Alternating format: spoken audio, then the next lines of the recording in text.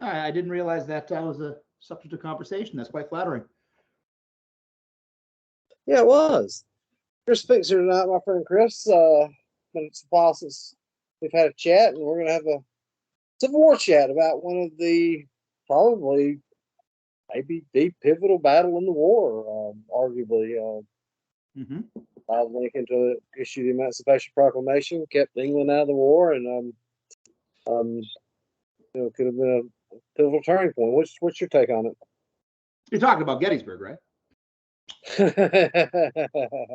it? So yeah, I mean, I think the irony of Antietam is it is a turning point. And what's profoundly ironic about it is it's as a battle really inconclusive. I as I always say from the start, I'm dyed in the wool Union blue. The color is a coincidence, but it's fitting. But I think that as a battle at a tactical level, Antietam is a Confederate victory. Strategically, it's Union victory, but it's really not a victory that either side. I mean, Lee could be proud of his exceptional deployment and the use of interior defensive positions. I guess interior lines for his defensive positions, I think, were used masterfully at Antietam.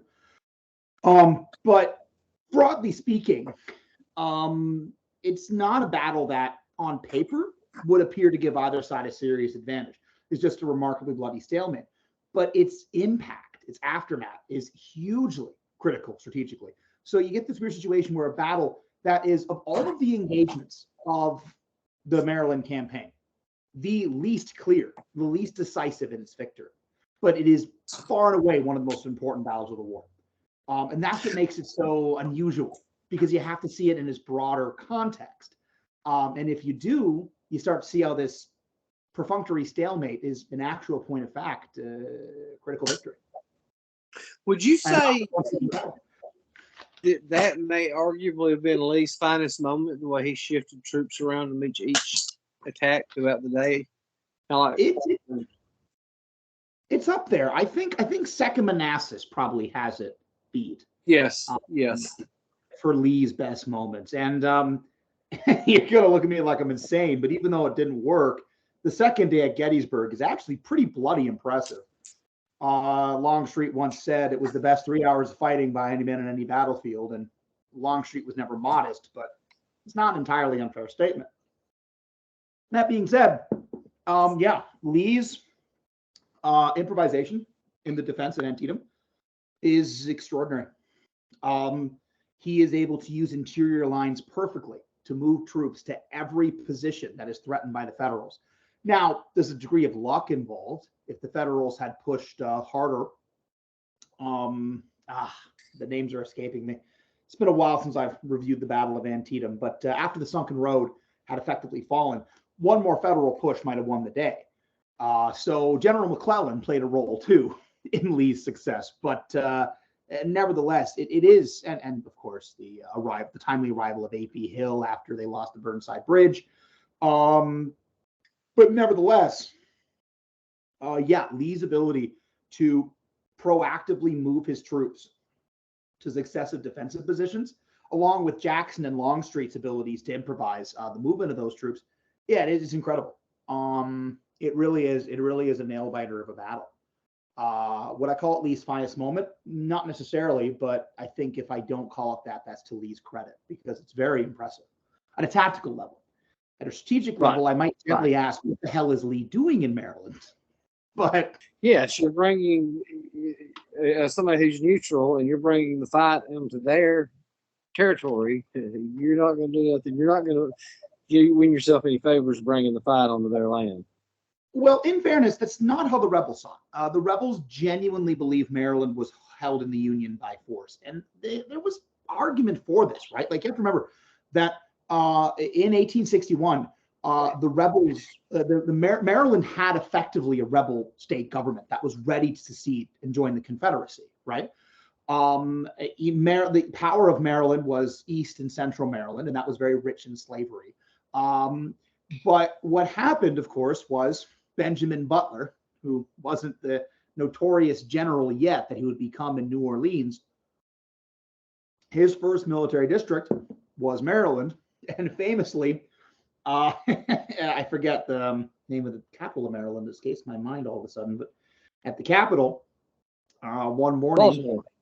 Thank you. That's embarrassing. I didn't know that. Thank you. At Baltimore, they wake up one morning, the state representatives, and what do they see? Cannons bristling on the hill, basically being Butler's invitation. Do you really want to pass this ordinance of secession? So the rebels had reason to believe that Maryland would support them. Now, one of the mistakes Lee makes is he goes into West Maryland, and Western Maryland is not a place that has that is as rich in slavery as Eastern Maryland. So he went into the wrong part of Maryland. If he had gone into Eastern Maryland, he may have gained support. That being said, Bragg runs into the same problem in Kentucky, where he assumes he's going to raise thousands of troops. By the end of his Kentucky campaign, which was fought concurrently, more or less, with the Maryland campaign, Bragg would write something along the lines of, the cows are too fat in Kentucky to raise many troops there. And his point being, they're not in the front line, they're behind the lines, and they don't really want to be on the front line, so they're not really going to support us. But in fairness to the Confederates, I think they had reason to believe Maryland was held in the Union by force. But maybe if they invaded East Maryland, maybe they would have gained some recruits. But they hit the wrong part of Maryland, and it does seem that after the initial wave of enthusiasm, it does seem that the slave-owning Union states were more reluctant to enlist for the Confederacy. But just, if they would have got some men, we're not talking about enough men that's going to be able to change the outcome of the war, though, right? No, it would have helped, but no. Now, right. If Maryland had joined the Confederacy in 1862, and assuming that her unenlisted men went with her, and maybe even you have desertions in the Federal Army, that could have been significant, especially to draw Kentucky in. Kentucky would have added about as much power to the Confederacy as Virginia did. What did Lincoln say? Kentucky was the key, or something to that effect? Yeah, I mean, he's often paraphrased. The quote, which I'm afraid is, from what I know, apocryphal, which is a pity because it's so funny. But the apocryphal quote is, it is said in these great contests in history that one or both sides will often claim that God is on their side. I should like it if God was on our side, but I need Kentucky. And Monaco didn't actually say that, but I mean, really, yeah, he did. In Maryland is not Kentucky, but if it's not inconceivable that you could have had a domino effect, because Kentucky, Maryland, and Missouri all did seriously consider secession. I'm not counting Delaware here because it's, God bless them, but it's Delaware.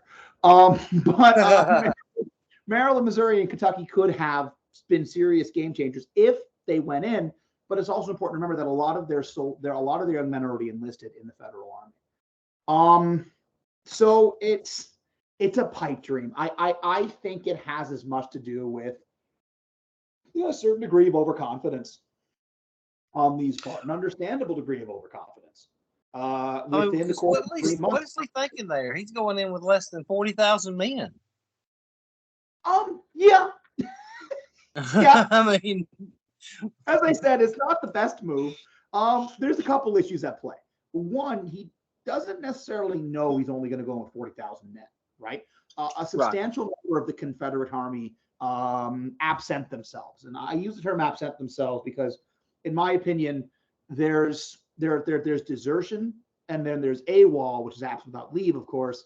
And my understanding of 19th century warfare and volunteerism is a lot of times soldiers, this is kind of going into some stuff I'd half finished writing in grad school and never will finish. But I think that volunteer soldiers in the context of 19th century conflicts, especially in the U.S. Army, which was at that time the Citizen Army, and of course the Confederate Army by extension, they saw themselves as sort of being in these reciprocal contracts with their government. Okay, this is why I'm fighting, right?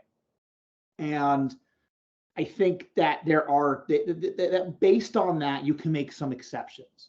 So for some Confederates, Well, Maryland isn't part of the Confederacy, so I'm not going to defend it. But I think more of them it was, I am freaking exhausted. You know, you got to remember, take Jackson's Valley Corps, right? They've Right. basically been going nonstop since April. Oh, that was amazing what he did, his foot cavalry. Yeah. Like you got to remember, they are the extraordinary Shenandoah campaign, which I think anybody listening to this probably doesn't, that needs no introduction. Then they're asked to force march their way to coastal Virginia to defend Richmond. Then they participate in the 7 Days campaign. Then they're immediately mobilized again to harass General Pope and to basically be the quick jabbing knife of Lee's Second Manassas campaign. That's a lot to ask, especially when the Confederate commissary was doing an even worse job than usual of supplying the army, which is remarkable for the Confederate commissary to manage to somehow delve lower than the bar they'd already set for themselves. There's a great book based on basically that whole, what you just described, the campaigner thing, called Soldiers Never Were Soldiers as Fine as These, or something along those lines out there. It was an excellent book about Jackson's campaigns there, about what the soldiers had to go through. Sorry, I didn't mean to cut you off. No problem. I should read that. Because yeah, you would enjoy it. It dare I say, it's almost Spartanic. I think we tend to forget when we analyze these things that these are human beings and they have a finite limit. And I think for a lot of the Confederates, especially going into Maryland, they're mostly eating, barely ripened apples and green corn. Green corn is a recipe for dysentery. They are already malnourished. They're exhausted. So you're going to have men falling out by the wayside, either basically, without using, not going to go into my French here, but pooping themselves to death, or just desperately looking for food. So I think, because there's often this narrative about a lot of Confederates having an ideological conviction against invading Maryland. I don't know enough about what Confederate soldiers were saying in the Army in 1862 to be able to comment on that intelligently. But whenever I'm looking at the behavior of people in history, I always think of Maslow's hierarchy of needs. And the first is, can you breathe? The second is, do you have food and water? That's always going to come before anything else. And these men are exhausted and they're starving. So I think part of the reason you have this huge fallout is because you can't keep feeding them green corn and apples and expecting them to march hardy. No matter how hard, no matter how much they believe in their commander. Yeah, exactly. And also bear in mind that Lee, his star was only beginning to shine, right? Like, right. Lee was an unknown to them 3 months ago. Granted, he's done a lot to impress them since then. It's often forgotten that in 1862, Jackson was more famous than Lee, broadly speaking, at least as far as one engaged. And the men, they respected that was because that was really a ballsy move. What Jefferson Davis did when Joe got shot, is to bring Lee from Richmond and put him in command of the army when he did not even have field command. Well, I mean, except for that basic one in West Virginia. I mean, which was not field command. In West Virginia, the problem was he had no preemptory orders. He was sent there as an advisor, which meant that General Loring and White could just ignore him, which they did. And they were too busy fighting with each other to deal with McClellan and Rosecrans. Lee just took the blame. But here's the thing about Lee. You gotta realize that when you get to April of 1862, Davis is at a low point in his command relationships. His relationship with Beauregard had collapsed largely over Beauregard's very unprofessional, frankly, report on the Battle of First Manassas and its leakage to the press, and Beauregard's rather theatrical letters. His relationship with Johnston had fallen apart when he failed to promote Johnston over Lee, because the Confederate promotions legally were based on field grade ranks in the Federal Army before the war. So Johnston assumed he'd have the highest grade rank because he had won the Battle of Manassas and he had been a brigadier general in the U.S. Army, but he was a brigadier general in the quartermastery department, and that doesn't count. Right. He was only a lieutenant colonel in the cavalry, and Lee had been promoted to full colonel in the cavalry before secession, meaning Lee had a higher field rank than Johnston, meaning he was entitled to a higher field rank in the Confederate Army, and he was only outranked in field grade by Albert Sidney Johnston, and by seniority only by Samuel Cooper and Albert Sidney Johnston, and Cooper's rank was not a field grade rank. So he had lost his relation with either commander. Johnston hated him. Beauregard was contemptuous, to put it mildly, and even Gustavus W. Smith, the forgotten commander of the Army of Northern Virginia. Good bit of borrowed trivia for you there. Technically, the A and V had 3 commanders in this history. G.W. Smith commanded it for a whole 36 hours. Smith had Interesting. I mean, I'm splitting hairs here, and technically it was Johnston was still calling it the Army of the Potomac, but G.W. Smith did command it briefly after Johnston was wounded. G.W. Smith was second in command as functionally of the Army. And even his relationship had broken down already with Davis, as he had come to side more with Johnston and Beauregard. How did Lee have such a great relationship, or a working relationship? How was he able to have that with Davis? He was a people person. And really, he was a people person. Lee was exceptionally charming, and Lee was very talented at making someone think that his idea was theirs. Which is ironic in a lot of ways, because Johnston's strategic ideas are actually much closer to Davis's than Lee's were. But regardless, Lee was really the only man Davis trusted at that point in high command who was available. The only other one was Albert Sidney Johnston, and he was, busy being dead, which does take a lot of time. So he didn't have anyone else, which is why he chose Lee. And he genuinely believed that Lee was a military genius and would win the war. He also thought that about Beauregard and Johnston, but he got it right with Lee. He was brilliant. But I should mention a bit of trivia. At the same time that he's promoting Lee, Davis came within a hair's breadth of relieving General Jackson. Really? Mm-hmm. For what reason? I believe it was Gustavus W. Smith.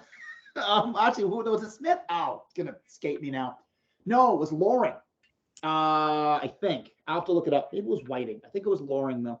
But basically, Jackson had been receiving complaints about his refusal to share his ideas, and he was very stubborn about transferring troops when ordered by other commanders. So basically, as I recollect, I think it was Loring was transferred to the Shenandoah Department, and then Jackson was given order to transfer troops, and Jackson said no. I'm telling the story very poorly, but basically what happens is, as I recall, Jackson was in the right, but a number of men, including ironically General Taylor, who would end up becoming Jackson's protege and put Jackson's lessons into fantastic use in the Red River Campaign in 1864. They said, yeah, this guy's nuts. He's not listening to anyone. He's impossible to work with. You ought to remove him. And Jackson basically finally said, screw it. I'm just going to resign. And he basically wrote to Dave and said, okay, I'll comply with your orders, and then I'll submit my resignation because I can't possibly achieve the objectives of my command under these conditions. So it's my duty to resign. And Jackson's very straightforward about it. And it was the intercession of Joseph E. Johnston that stopped this. And Johnston basically writes to Davis and says, look, Jackson, I can't replace him. You don't understand how brilliant this man is. You have to keep him. I know he's weird, but you have to keep him. And Davis sort of reluctantly says, okay. And Johnston also convinces Jackson, don't resign. Just let me try to smooth this out. Is it true? But here's the best part. Then here's the best part. A few months later, there's Davis saying, I knew it was right to retain Jackson. Good call. I'm a smart guy. Yeah, sure, Jeff. Okay. Is it true that when Davis went out there to monitor what was going on after Johnston got hurt, that he actually contemplated taking field command of the Army himself? I don't know that for sure, but honestly, I don't think Davis ever stopped fantasizing about that. Davis didn't want to be president. He wanted to be a general. And he was briefly. Right. He was briefly appointed brigadier general in the Commonwealth of Mississippi before Mississippi formally joined the Confederacy, in the same way that Lee was a brigadier general in the Commonwealth forces of Virginia, while Virginia was officially joining the Confederacy. So I think he always wanted that. And this is, I think, the same reason why I was reluctant to relinquish command. That being said, another myth, Lee came within another hair's breadth of being the supreme Confederate commander in 1862. And the only reason he didn't was because of legalese. The Confederate Congress wanted a supreme commander appointed in 1862 and passed the legislation, but that supreme general commander would be able to assume the command of any army and any department on his own initiative without authorization from the president. Oh, wow. That makes him commander in chief of the armed forces. Yes, and exactly. That's related to the Confederate Constitution. So Davis says, for that reason and that reason only, I'm pocket vetoing this. But he was going to sign it in, and on the condition it was going to be Lee. And in 1864, when Davis is basically forced to do it by late 64, what he says is, I was going to do this 2 years ago, and you people stopped me. But Lee very nearly was supreme commander of the Confederate forces. Like at the time, Scott, well, actually, technically at that point, no one was in the federal forces, because that's when Lincoln and Stanton were acting as the supreme, as general in chief. But basically, Lee was going to have Scott's, then McClellan's, then Halleck's, and then later Grant's role early in the war. Would Lee have been successful in that capacity? Would have been better off? I have no idea. Because ultimately, we never see Lee as the grand strategist. We see Lee as A master the operational strategist.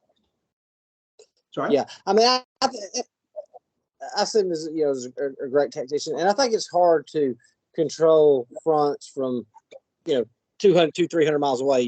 Troop movements and those types of things, and those types of communications. I see that as just infeasible.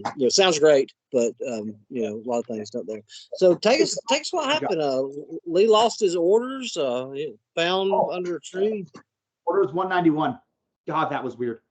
Orders 191 is one of those moments where it's such an impossible circumstance. It almost irritates you that nothing was. I mean, I'm being biased here. In my opinion, very little was made of it. So there's some conspiracy theories that it was a spy in the Confederate ranks that dropped the orders. The problem with that conspiracy theory is, A, I think it's been established that it was actually a man on A.P. Hill's staff. B, the bigger problem with that theory is, generally speaking, if you're a spy, you have a drop box. You don't just drop it in the middle of a field and say, I hope they find it. Yes. So it was 3 men of an Indiana regiment. And one of them, by the name of Mitchell, he was the one who, they just stumbled on it. They were just walking and he stepped on it and he looked down and it was 3 cigars wrapped in a piece of paper. So they open up the paper to enjoy the cigars. And as they read the piece of paper, they're reading the orders and they see signed Robert E. Lee. And supposedly Mitchell said, I've heard of him. And it really was just basically, it was just an extra copy of the orders to Hill. And it wasn't uncommon to make extra copies of orders to ensure they arrived. But what happened in this case was one just slipped out of a pocket. There's a theory, I think, but I can't cite this. It's been too long since I've looked into it, that was actually a souvenir copy, which makes it even more damning that it was lost this way. And what's interesting about it is what will happen is McClellan will receive these orders. He'll be he's in the middle of entertaining a small party when he does of prominent Marylanders, and he receives the news. He reads it. Now, obviously, he's not dumb enough to say out loud what it is, but before he dismisses everyone, he says the words. I'm paraphrasing, but essentially, by God, if I can't whip Bobby Lee with this, I'm glad to go home. Which he was less glad than he should have been, because he made a promise he didn't deliver on that one. And then he dismisses everyone. What he doesn't know is one of the people that he was entertaining was a Confederate spy. So they go to their spy chain and say, I don't know what McClellan's got in his hands, but he's really excited about it.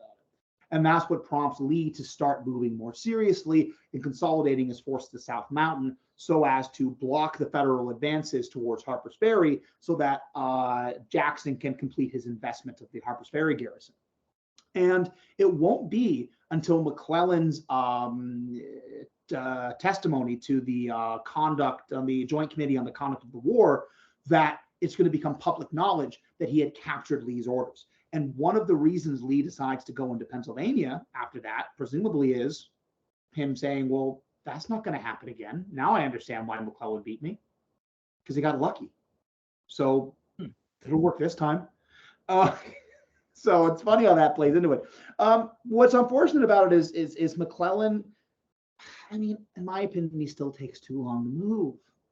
I sometimes like to imagine what would have happened if Grant got those orders. You would have had the army. Lee would have never escaped within an hour. He would have crushed Lee before he could fall to South Mountain. Lee would not have, his army would not have escaped there.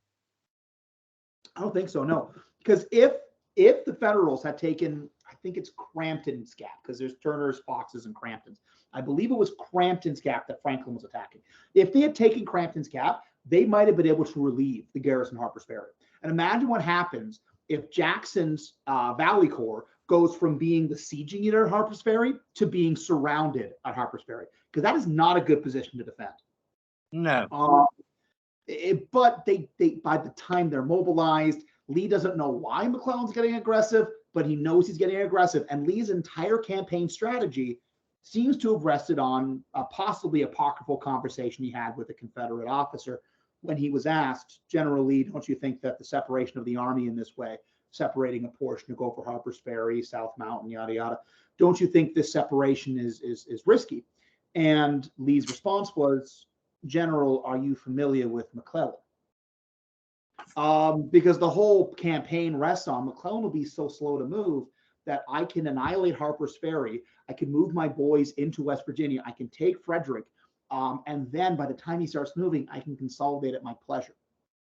Then all of a sudden, McClellan starts moving too fast. And it still nearly works. By the time they get to Antietam, Jackson's Valley Corps, it's not officially a corps, but it's a grand division.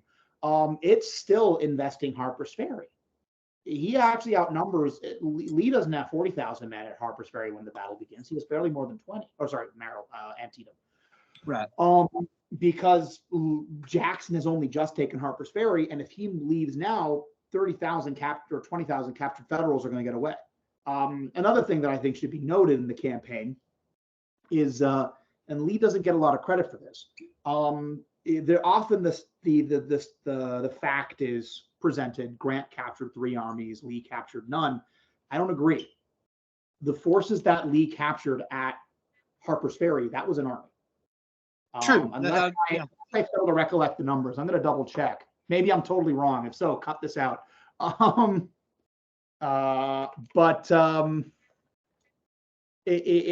I'm going to double check right now. They do capture. Now, it's an army's worth of relatively inexperienced troops, right? Right. Just double check. Oh, I love when I'm mostly right. I did get the number. I did overestimate massively, though. Okay. It's 12,636 Federals captured to 286 Confederates lost. It's about that can be considered. That can be considered an army. Because you think about Early's campaign and his raid, they considered that his valley, his Army of the Valley. It's not dissimilar to the size of the army that Grant captured at Fort Donelson, which is the first of his captures. Donelson, Vicksburg, and then Virginia. Now, don't misunderstand me here, just to everyone listening. I don't want to debate about this right now. Just from my perspective, Grant is a better general than Lee. I'm not trying to rewrite that point. I just think that Lee and Jackson ought to get the credit for genuinely capturing a federal army. A federal army is militia. Do you think that Grant was a better strategist and Lee was a better tactician? Yeah, Grant doesn't fight a ton of fancy battles. His battles aren't terribly led. But I also think strategy is a lot more important. Yes, I agree with you on that. I've always said that, because I've asked people like this when we talk about that war. People will be arguing about it for the next 200 years, who was better, Grant or Lee. And I always say, all right, if you had to pick a general to fight a campaign, who would you pick? If you had to fight a general for all the marbles, which one would you pick? And then the other factor is you have to remember that when battle is actually joined, army commanders have only a limited role. True. and Lee himself put it beautifully. I'm paraphrasing, but at Gettysburg, he would say to the Austrian, I think it was the Austrian Ross. He said, and I'm paraphrasing, but essentially what he said was, "It is my duty to move my army to a position where they can inflict the most damage against the enemy at the greatest possible advantage. Once battle is joined, it is in the hands of my corps commanders and in God's." I love that. Beautiful Southern accent too. Thank you.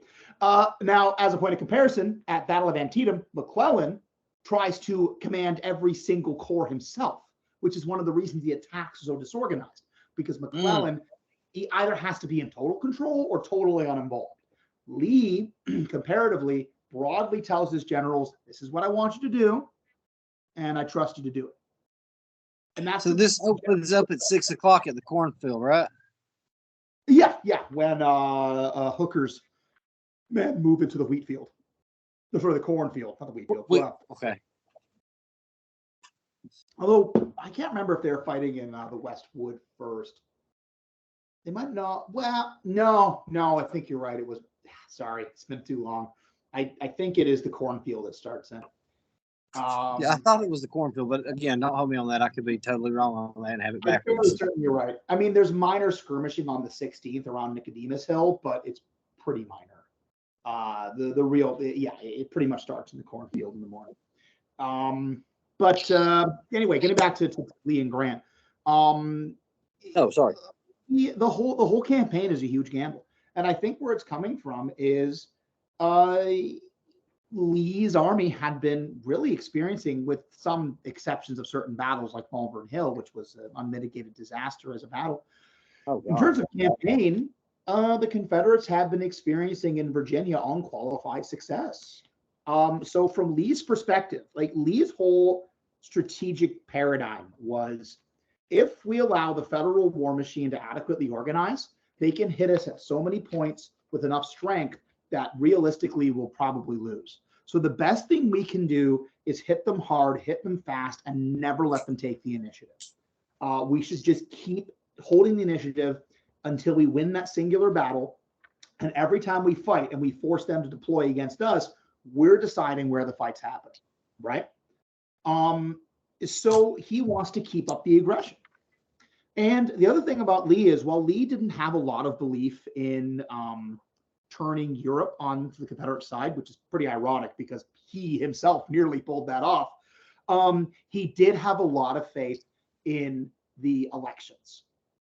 He, unlike the Confederacy, because the Confederate political parties are informal, but it's basically the pro-Davis party and the anti-Davis party. But both of them are pretty much committed to the war until the very end. And only then do the anti-Davis party start to gently suggest maybe we should stop doing this. Whereas in the Union, there is a clearly established anti-war party, which makes democracy a strategic weakness for the Federals. Now, Lincoln, being one of the few truly tremendous people to ever be a president of the United States, he actually genuinely believed in democracy. So he was not going to suspend it, even if it cost him the war. In 1864, the ideas floated to him, and his response essentially is, if we do that, then what are we fighting this war for at all? So Lee sees American democracy as the weakness of the Union. If he can win a singular victory before the election, he could at least hamper the ability of the Federals to maintain a war footing. Without Congress to continue to support the raising of troops, funds for the war effort, to increase taxes. Ultimately, without that support, a lame duck president is not going to be able to maintain what is not a total war, but certainly a hard war. And that's why he wants to go into Maryland. So there's a lot of good reason to do this. We get Maryland on our side. We could potentially make Lincoln a lame duck president. And although Lee doesn't know this, in Britain, John Russell Lord Russell at this point has basically convinced Palmerston, the prime minister, Lord Palmerston, has convinced him we should support the Confederacy. And Palmerston's response is, let us wait and see. Again, I'm paraphrasing, but he says, if the Confederates are victorious in Maryland, let us strike while the iron is hot. If, however, the Federals have the best of it, we should wait a little while. And now technically the British were going to offer mediation for the two parties with the interest of establishing Confederate independence, but that would likely lead to an Anglo-American war. It would be a huge boon to the Confederacy for this to happen, and it comes very close to happening. So Lee, for reasons he both knows and doesn't know, has a hell of a lot of good reasons to go into Maryland. The problem is his army is bloody exhausted. And what he's not taking into consideration is he is going to lose all of the advantages he's enjoyed up until this point. He's no longer operating in friendly territory. He now has to deal with the significant disadvantages of invading a territory. He also has to deal with the logistical encumbrances of moving away from his base of operations. And if I didn't make it clear, his men are freaking exhausted. You put all that together, and I think Lee just bit off more than he could chew. But the funny thing is, as far as the Confederates were concerned, it was a victory. They had moved the theater of war into Maryland. They had resupplied in Maryland. They had captured a small federal army at Harper's Ferry, which somehow I thought was 30,000. I don't know why I thought that, but I'm glad I have that clarified. It's about 13,000. I can't believe that was anyway. Cut that part out. They captured a small. They captured the small army at Harper's Ferry. As far as the Confederate press was concerned, at Antietam, Lee had faced overwhelming numbers and had held the battlefield. It's important to remember that Lee does not retreat the day after Antietam. He does that for a reason. That is the 19th century version of flipping someone off and saying, I win. Basically, the statement is, I'm still holding this ground, therefore you didn't take it. McClellan could have attacked the 18th. He doesn't. I think he should have. But Lee will hold the ground the 18th. Lee had already lost the Battle of South Mountain, but the Confederate press, you figured you're outnumbered 10-1. And then on the way out, of course, and this is often a forgotten detail, the Confederates win the Battle of Shepherdstown. Put all that together, and the rebel press corps essentially concludes, we won. So it is seen as a Confederate victory. Oh yeah, a lot of the Confederacy concluded Maryland had always been a victory, just not as big as the one they wanted. I don't agree with them, but that is but how. I can see where an argument can be made when you put all that together. Oh yeah, they have good reason to think that, and that's part of my point. Is that it's not very for a battle which is so profoundly revolutionary to the war. It's really not obvious who actually wins this thing. If you actually try to look from both perspectives, you can see why both sides called it a victory. From the federal standpoint, they invaded us. We met them at Antietam. We slammed them again and again and again, and we drove them back. The invaders are bloodily repulsed, and we chased them out of Maryland. From the Confederate perspective, we invaded a stronger force. We raised recruits. We fed ourselves in their land. We captured one of their armies. And then after fighting a magnificent battle, we were outnumbered 2-1 and holding our ground nonetheless. We withdrew on our terms after having successfully defended our position. And we commanded the field. The Confederates threatened us one more time at Shepherdstown. We drove them back again. Both sides can call it a victory. I can see that. I mean, I can see that. You're doing a great job of explaining that. How the Confederates could see that as a victory when you start adding all these things together and adding them up. Now, to be clear, I don't agree. But yeah, you totally can see. Yes, I can see that, and because that also reminds me, because somebody was trying to argue with me that at Sharpsburg that in Gettysburg when Lee says, and I've never yet left the enemy in command of the field, no, sir, retreat is no longer an option. And this guy said he didn't leave the command of the field at Sharpsburg. I said he most definitely did. I said he was still in command of the field. He withdrew on his own terms.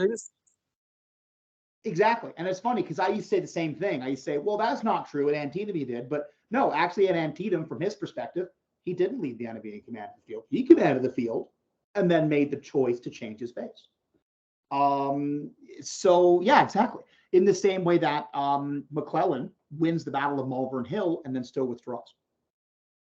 Right. So talk us through some of this fighting, some of this early fighting. Man, how fierce was it when it opens up in the cornfield? Oh, it was hell on earth. Most of the casualties in the entire battle are in the cornfield, and it's a 12-hour battle, but most of it is really before lunch. I mean, it's something I don't think I don't really know enough about to really describe intelligently, but Yeah. it's one of the maelstroms you get in the Civil War where it's basically a seesaw. The best description I've ever read of it, and in the battle in the cornfield typifies this, the general problem with Civil War battle. And this is sort of just a reflection of where the tactics and technology was at the time. Basically, you'll have one side push forward. This will be the Federals today, slam through the enemy, drive them back, reach their artillery. Close range artillery is incredibly deadly in the Civil War. Long range artillery is quite limited in its impact. It's really not that effective. Short range artillery is vicious. The short range artillery, when combined with reserve infantry, will drive back the attacking lines. The reserve infantry, now moving forward, will drive back the attackers. Then they will reach the artillery of the attackers. They will get slammed back and forth it will sway. There's this is one story which I choose to believe must be real because it's too perfect. The Dunker Church, which was used as a hospital for the troops, Confederate infantry line was moving through, and the Union prisoners and wounded were in there. And a Federal shouted out the window, "Johnny Reb, we're thirsty as hell in here. Can you give us something?" Right? So without another thought, one kind-hearted rebel takes off his canteen and tosses it in. 20 minutes later, his regiment's in full retreat. And as they're passing by the church, he shouts, "Billy Yank, I'm going to need that back now." Comes the canteen. That has to be true. That has to be true.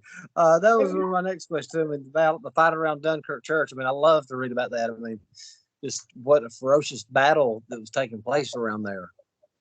Yeah, and I'll be honest, that to me, it was, well, what little I can say about Dunkirk Church offhand is that part of the reason it was is despite being such a modest piece of architecture, it was visible. And the best way to conduct an attack in the Civil War era is to point to a thing everyone can see and say, "Get that." Whether it's a copse of trees at Gettysburg or a one-floor church with barely a steeple, which is the Dunkirk Church. And that's one of the reasons it was so heavily contested. Is it's on high ground that's good for artillery, and you can tell your commanders aim for it. How did they get into a position for Bloody Lane though? That just seems like just an awful position to get yourself into. Well, I mean, it was a natural trench, so for the rebels, it was a very good defensive position. I mean, ultimately, the problem with the sunken lane was that some parts of it really weren't that sunken. And I hate to be so morose, but as the battle continued, frankly, it got harder and harder to use it as a trench because it was filling with detritus of war, mostly humans. But I mean, the sunken lane is, to me, like even though the Miller's Cornfield and the Dunkirk Church together produce far more casualties, to me the sunken lane is the most horrific part. Because at least at the Dunkirk Church, it's kind of two armies blindly groping at each other, whereas the sunken lane is, I mean, I don't like the World War I to the Civil War comparisons. They're not the same. The First World War had machine guns, and it didn't have black powder, and that makes a huge difference. But the sunken lane is one of those points where you can kind of see it coming. I mean, the way that the Federals were just cut down trying to take that position was just horrific. But I mean, ultimately it worked. They did take it. The problem was they didn't use the advantage. They managed to drive the last of the Confederates, some of whom withdrew entirely by accident. I think, if I recall, Roger Pryor was a major reason that happened. Pryor was a soldier who started the war as a major general and ended it as a private. But he was not a good commander. If I recall, his critically needed reserves to support the sunken road never made it there, among other things. But yeah, Pryor, to his credit, Pryor was a political appointee, and after Antietam, he sort of realized he didn't know what he was doing. So he quietly resigned, and Lee quietly accepted it to save face for Pryor, and then Pryor rather humbly enlisted as a courier. For a minute, let's talk about Burnside's Bridge. You got an ankle deep water, and you spend 3 hours there trying to get across a bridge. I mean, what was going on here? It was not ankle deep. That's a bit of a myth. Oh, is it? Okay. It was impassable because the Antietam Creek swells and flows. During the battle, the Antietam Creek was impassable. The bridge was the only way to take it. The problem is Burnside wasn't being very creative. Part of the problem with it was the fact that Burnside wasn't commanding the 9th Corps in that battle, according to Burnside. So before the battle, at the last minute, McClellan reorganized the Army of the Potomac. And he basically, Burnside was supposed to command a Grand Division. So what McClellan had done is he had gone beyond the corps system to consolidate corps into Grand Division. So you go Army, Grand Division. So McClellan was the one. McClellan was the one who actually did the Grand Divisions. I always thought it was Burnside who did that. I wasn't aware of that. Burnside retained that system, but McClellan was the first to produce it. But then at the last minute, Pete tells Burnside, okay, well, Hooker is going to take his corps to the right, actually. And Hooker was the other part of Burnside's Grand Division. Mm-hmm. And it didn't also help that Burnside didn't like Hooker to begin with. So this was a huge insult. This is one of the only times where Burnside was genuinely ticked off at McClellan, because broadly speaking, McClellan was Burnside's hero. They were really close, and he worshipped McClellan. But as far as I know, McClellan had not saved his life, but basically saved his family and his finances before the war. Pretty big deal. But he basically was told, yeah, you're not going to be a Grand Division commander. So in an act of obtuse obstinacy, what Burnside could have done is reverted back to 9 Corps commander. Instead, he stubbornly insists to give all of his orders as Grand Division commander to his Corps commander, which was General Wilcox. And at more than one point, Wilcox suggested, maybe I should just go back to commanding my division and you should command the Corps, because this Corps is the only Corps in your Grand Division. But Burnside refused. So there's this ridiculous command structure where Burnside is sending orders from his headquarters to Wilcox, and it's the only Corps in his command. It makes no sense. It's like that sounds like horrible command and control. It's like in 1865 when Bushrod Johnson commands the 4th Corps of the Army of Northern Virginia, and there's only one division in it. It's like, what are we doing here? So yeah, it was kind of ridiculous. But Burnside refused. That was part of the problem. But the other part, there was really no plan to actually take the Burnside Bridge, and it's really not until the 51st and the 51st charge it. And that's, of course, the famous charge where 51st New York lays down covering fire, and the 51st Pennsylvania charges over, and they both use as a massive ridge right by the bridge. So instead of coming across on the road and exposing them to enfilade fire by Toombs's brigade, instead they just came up over the ridge using it as a screen, moved down to the bridge. The New Yorkers take cover behind the stone wall, and the Pennsylvanians rush forward. The real irony is not that Burnside shouldn't have tried to take the bridge. He had to. What's ridiculous is it was really that easy to do it. But no one was exercising the command and control necessary to actually do it. The bigger problem for Burnside is once he did take it, it took him hours to cross his men because it's an entire corps, and it's not a very wide bridge. Right. And then the bigger problem. McClellan is handling all these attacks himself. McClellan's exercising way too much, especially in the early day. He's exercising way too much command over the whole situation. In fact, as I recall, Hooker was wounded in the foot, and there were some generals who were basically begging him, just ignore McClellan's orders and just do what you want to do. Take command of the Grand Division. And he was like, A, I'm injured. B, I'm not doing that. But there's a lot of poor communication. And the problem with the federal attack is it's what we call a piecemeal attack. So instead of committing your forces in a coordinated effort, you're sending some, attacking, losing, falling back, then sending some more, attacking, losing, falling back. It's the same mistake the Americans made. Would you compare that as Bastogne, Belgium? Sorry? Would you compare that as kind of like the Nazi attacks at Bastogne, Belgium? I don't know enough about the Battle of Bastogne to be able to.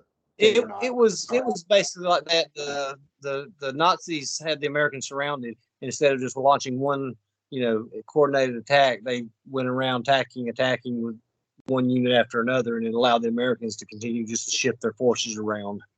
Yep, sounds like a textbook example of the Americans using interior lines of defense and the Nazis making the mistake of a piecemeal attack. And that happens when command and control falls apart.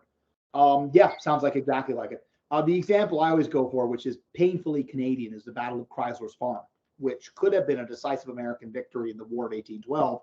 But the American commander, those who were sober and not sick, were completely out of control of the situation. And the result was you had American regiments attacking on their own and being beaten back by a much smaller British, Canadian, and French combined force, which is why they really lose. They should have won that battle. I'm glad they didn't, but by all rights, they should have won. So McClellan's making the same mistake at Antietam, which allows Lee to keep just taking troops and putting them where they're needed. Okay, you fought in the Miller's cornfield. I'm going to put you near the sunken road now. When McClellan breaks Burnside's bridge, Burnside, and it was, by the way, obviously not called that during the battle. It was the North Bridge or the South, and it was the third bridge. There are three bridges on the Antietam Creek. When he actually finally takes it, and Rodman's division at the same time was trying to find a new route, which they did. So Rodman's divisions will actually cross separately. Lee, for a hot minute, thinks he's really screwed. And that's when the famous arrival of A.P. Hill's Shot Corps. Hill had marched them so hard that I think some estimates are 40% of the corps, the division rather, fell out on their way. That's a hard forced march. Oh, it was insane. But he had to get his all the way from Harper's Ferry to Sharpsburg in like a day. It was a march that even Jackson's foot cavalry would find difficult. And he really does arrive in the nick of time. There's this actually tremendous moment where I think, if I recall correctly, Lee sees a column marching in the distance, and he's truly, truly terrified because he thinks, "So this is it. We're going to get destroyed. If Burnside has us by the flank, we're totally screwed. We have no reserves. He's on our side of the river. He can crush us between two sides of the Federal Army." And he basically says, I think it is to Walter Taylor. It was either Taylor or Marshall. Marshall. Well, it could have been Armistead Long, but I think it was either Taylor or Marshall. I want to say Taylor. He basically says, take these glasses and tell me who they are. You're young. Your eyes are better than mine. And after some observation, his staffer responds, they're flying the colors of Virginia and the Confederacy. When Hill arrived, Lee practically embraces him. I mean, Lee is just out of just. There's a funny legend behind that, by the way. McClellan's wife, Ellen, was it Eileen? Anyway, I think it was Eileen McClellan. She had actually been engaged to Hill before being engaged to McClellan. Oh, really? I was not aware of that. Yeah. They had a falling out. I believe it had to do with Hill's drinking, if I recollect. But and ultimately the arrangement did not work out, and he went with McClellan instead. Legend has it, a couple of Confederate soldiers remarked, "I can't believe she chose McClellan over Hill," as they were driving Burnside back. But the running joke was Hill had marched them so hard and hit Burnside so hard because this was his chance to finally get back at McClellan. And what little I know of Hill, I'm inclined to believe it. Is it true that McClellan had such a high thinking of this battle that he wrote his wife talking about what a massive victory he had just won for the Union Army? I think that was South Mountain, because South Mountain really stands out for McClellan because while South Mountain isn't the first battle that is fought, presumably under his command, South Mountain is the first battle where McClellan actually takes command. Because in the entire 7 days campaign, at no point is McClellan present for any of those. Famously, he will sit out Malvern Hill literally on an ironclad watching with a spyglass, for which he is roundly and very justifiably mocked. Oh, yes. Probably because of his anxiety over the outcome of the battle. I think it was South Mountain that he was particularly proud of because South Mountain was a victory. But I don't know how he wrote about Antietam. I mean, in my opinion, from what I know of McClellan, I think he, and I'm not saying this pejoratively, I'm just saying this realistically. I think if he was alive today, he'd probably be diagnosed with narcissistic personality disorder. So that means he's going to take his profound sense of insecurity and he's going to make it into an expression of absolute, not confidence, but superiority to others and aggrandize himself. But his wife was sort of the outlet of that insecurity because McClellan was obsessed with pleasing her and proving to her that he was worthy of her. Everyone else was an imbecile gorilla compared to him, as far as he was concerned. Do you think that McClellan had the slows really bad because of what he had witnessed in the Crimean War? I don't think so. I mean, if anything, the Crimean War should have taught him to move quickly. Good point. Crimean War. Sorry? That's a good point. I think, and I'm taking this from Richard Slotkin in his phenomenal book, The Long Road to Antietam, which anyone who happens to listen to this, if you're going to read one book on Antietam, then go with that one. He argues that McClellan believed that he was in a true two-front war against a minor enemy, the Confederates, and his real enemy, the radical Republicans. And that these radical socialists, leftists, ideologues were going to destroy the grace of the Union by making black men equal. And he had to stop that. And McClellan, was God's chosen instrument to maintain the Union and the authority of the white man. I had heard that McClellan was extremely racist. Oh, viciously. He was a deeply conservative Democrat. And he had actually, in Harrison's Landing, after his pathetic defeat by Lee in the 7 days, he had the audacity to essentially hand Lincoln a letter outlining his proposal to execute the war, which included protecting the enslaved property of the enslavers at all hazards, and to conduct the war, quote, on the most Christian virtues, which was amazing because at the same time, Lincoln had just finished writing the preliminary Emancipation Proclamation, which did the opposite, which is why Lincoln basically laughed at it, not to his face, but he didn't take it seriously for a second. All it did was make him even more worried about McClellan as a commander. And also a profoundly narcissistic move. Anyone who was half as smart as McClellan thought he was would have known by now that Lincoln really didn't like it when generals suggested civilian policy. He really didn't care for that. And the fact that McClellan didn't grasp that yet just demonstrates that McClellan wasn't half as intelligent as McClellan thought McClellan was. But he basically, I agree with Slotkin entirely on this, he saw himself as the Christ-like fulcrum point, where he had to be sustained. He had to win the war. And as far as he was concerned, those evil enemies in Washington were intentionally trying to sabotage him. And if they could sabotage him, they could remove him. And then the last obstacle would be clear, and they could pursue their vicious, servile insurrection, and they could radicalize America and destroy the power of the white man. So he is, in some ways, if this is true, and I really think this is, he's really at war with Washington. And the Confederates are a minor foe who have to defeat it at some point, but he actually agrees with more often than not. And if you he's almost a Confederate sympathizer. Well, kind of like General Meade. He doesn't have a problem with them in principle. He just doesn't agree with secession. Got you. What do you make? What do you make of the comment that Lee supposedly said that McClellan was the general that feared him the most? That he feared the most, excuse me. BS. He said that because he was a petty, bitter old man after the war. He didn't want to. Do you think he actually said it, or it was just something that was attributed to him? Oh, he said it. He said it when he was interviewed by the New York Herald in '66. Okay. But it's BS. Like he's spouting nonsense. He was a bitter old man after the war. The war. Well, I can see how he could have been bitter. He just didn't want to admit that Grant was a better general. Yeah, I mean, I can see how Lee turned bitter, in his final years after the war. I mean, I could see how somebody, that advanced in years, maybe not in the best health, and just ate at him. I almost feel sorry for him, but I wouldn't take that comment seriously. I almost find it funny because, frankly, even outside of Grant, who is, I mean, first off, Lee, God forbid, far be it from me, this flabby, gelatinous high school teacher who has never seen combat to tell you how this works. But Lee, not only did Grant beat you, but on top of that, Booker stole the march out on you at Chancellorsville.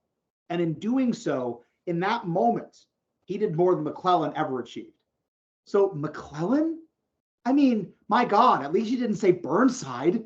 Like, McClellan. See, I kind of like him. And I kind of like it. I don't know how you compare it to is how when Grant says that Johnston was the general that feared him the most. And I'm always thinking, well, why was he when he puts up the final fight, in the Florida Keys? Well, Grant never said that he feared Johnston. Grant, I think, would have admitted quite freely Lee was the best general he fought. Now, Grant has that privilege because he can also say, and I won, which is a nice feeling. But with Johnston, what Grant said was, and I agree with this, that Johnston's strategy was the best strategy to maintain the long-term survival of the Confederacy. However, as Grant trading territory for time. Sorry? Trading Fabian strategy, trading territory for time. Exactly. But as Grant would add to that statement, however, it would inevitably result in defeat. And as usual, Grant's analysis is perfect. Because that's exactly what happened. And that's really the difference between Lee and Johnston's strategy. Let me ask you a question and get your opinion. I'm sorry, go ahead. No, basically, Lee is a gambler. Lee says we got it all, we got to bet it all on Black Bean, right? The only way we're going to win this thing is if we bet it all on Black Bean Burger and we just hit him. But he took calculated odds. Yeah, and if we hit them early and hit them hard, the odds are in our favor. And if we don't win, we're just accelerating the result. And if we do win, we got this. Johnston's strategy is the longer we prevaricate, the longer we survive. That keeps you alive in the short term, but it kills you in the long term. Speaking for myself, well, I personally think if I was put under the duress of the unbelievable stress that these men were under, I'd probably behave like Johnston. But I think Lee is right. And I gotta say, I respect the fact that Lee could actually have the moral courage, like Grant, to take a risk. I think Lee knew that he had to win the war and had to win it quick. Yep. Because I've said all the time. Did Lee's strategy work? No. Do I think it was the best strategy the Confederacy produced? Yes. Is that a compliment to the Confederacy? Not really. But I think he had a better plan than anyone else in the Confederate civil or military administration to win. I totally agree with you. Now, let me ask you a question and see what you thought on this. Grant obviously defeated Robert E. Lee. His army surrendered to him. As far as the battles go, would you say that Lee, in most of them, got the upper hand tactically, but lost them strategically and operationally? When you look at Cold Harbor, Spotsylvania, North Anna, the Wilderness. I mean, it's 1864 and he's fighting on the defensive. I think tactically, it would be stranger if he didn't win tactically. Okay. The Wilderness is pure luck. If Longstreet didn't arrive when he did, if that Texas brigade didn't arrive, hoorah for Texas. Texas has never let me down. Lead to the rear. Sorry? Yeah, lead to the rear. If they didn't arrive when they did, he would have lost the Wilderness. And then Grant's the general beat Lee in the first fight. Spotsylvania, the Federals pretty much took Turkey Hill. The only reason the Confederates didn't lose Spotsylvania is because the Federals didn't coordinate properly, despite Grant's orders. Cold Harbor is Grant put it very well. He said the only regret I have of the war, I'm paraphrasing, is that I launched the second attack at Cold Harbor. That was a mistake. Very similar to Lee at Gettysburg and Pickett's Charge. I think that Lee makes tremendous use of the interior lines to move his troops to defensive positions. But I think ultimately what Grant does is he converts Cold Harbor to a victory. Cold Harbor tactically is a catastrophic defeat. It's heartbreaking, not catastrophic. but it's certainly a devastating singular defeat. But Grant is able to operationally turn that into a victory by crossing the James, establishing his headquarters at City Point, and forcing Lee into a siege. Tactically, I would say the Wilderness is at best inconclusive. Spotsylvania, inconclusive, maybe a Confederate victory, but ultimately inconclusive. They are forced to withdraw from that position. Cold Harbor, that's a Confederate victory. I don't think it's really possible to argue otherwise. But operationally, total victory for Grant. Yes, operationally, total victory. See, now I see with the Wilderness as a technical victory. Sorry? I've had this debate with people because I wrote a long paper for time. I've always seen the Wilderness as a tactical victory for Lee, and a lot of what I was basing this on, and this probably wasn't fair, the newspaper articles that was coming out at the time, massive Confederate victory, coming out of Northern Virginia, Grant's army severely damaged in the thickets. One point, if I may, we have to put our historian hats on here. If you've been reporting on the Eastern Theater up until now, how are you going to report on this, right? Because when you think about it, that's the worst whipping or the worst the Army of the Potomac had taken. I mean, they suffered, 18,000 casualties? Well, they suffered more at Gettysburg. Both sides did. Right. But I mean, as far as but I mean, on a tactical level, Second Manassas, Gaines's Mills, both of those are way worse for the Army of the Potomac than on a tactical level.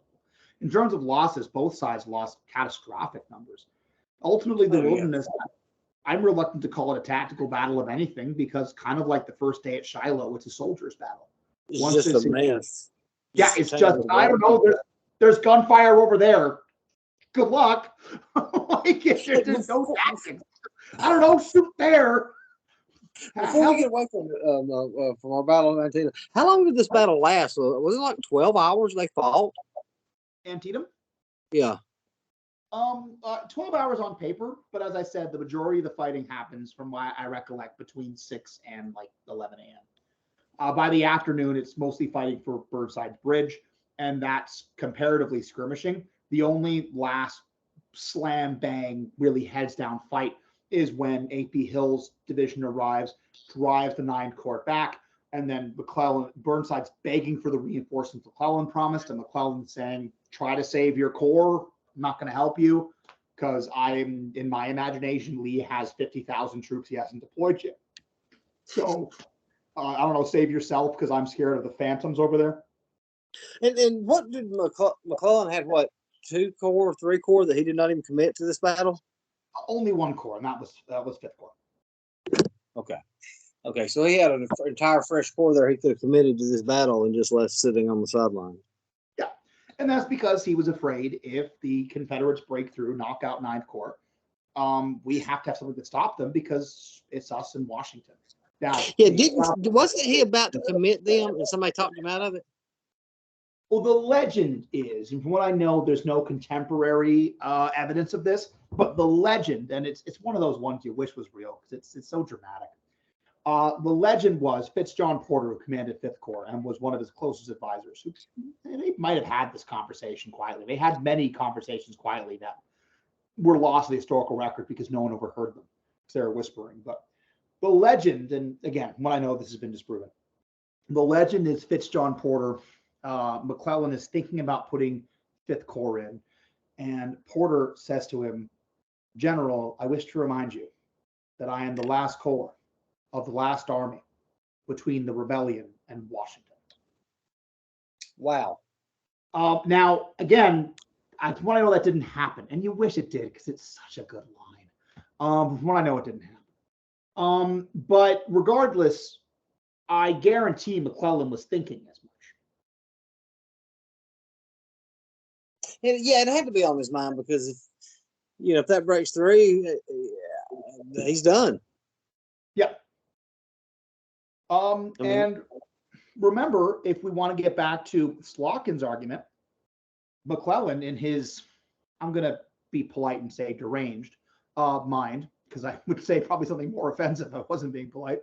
In his deranged fantasy, the radical Black Republicans are looking for any excuse to sack him. So if Right. he loses the battle, he's gone, and they can do what they want with the country. This is, of course, ridiculous. It narcissistically assumes that they need his permission, as if Lincoln wouldn't simply remove a general who is not synchronistic with the policy of his administration. But if you consider that factor, it makes more sense. Every move McClellan makes more sense. If you assume that he thinks that his own administration is trying to undermine him, he's radically overestimating the power of the enemy, and he believes that his defeat, which is constantly foreordained by his leadership, will result in the destruction of the country. If anyone operating under that delusion would be. Do you think it's a fair statement the war should have ended that day, or at least the Eastern Front, because Lee should have never been allowed to escape? I think if Grant had been in command at Antietam, the war would have been much shorter. Yeah, I agree with you totally. Lee would have never escaped. But hey, if General Roger Pryor commanded the Army of Northern Virginia, then I think Lee as a McClellan would have won the war. I mean, That's true. I was giving somebody the other day. We was talking about Joseph Johnston. I said, look, he almost lost Richmond to McClellan of all people without firing a shot. Well, and that's true. He wanted to abandon Richmond itself. He wanted to abandon the capital. We may have to abandon Richmond. That's really when Davis and Lee drew a line. No. That's now bear in mind that at Seven Pines, Johnson does attack, so he wasn't going to give up Richmond without a shot. But I mean, one thing I always think about.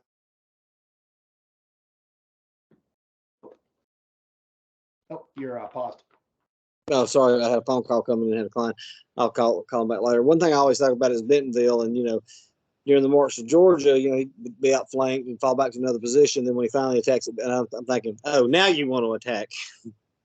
Actually, if you want to do a quick jaunt to Bentonville, and then I probably should get going after that. I'd love to. I just want to get more ice for this drink, so give me a minute. Go right ahead. And then I'm happy at that point too, because Bentonville is one of those battles that someday I'm going to get around to studying more, and I really find to be truly fascinating as a battle, and terribly underrated. And not at all without strategic benefit, just not in the way people perhaps look for.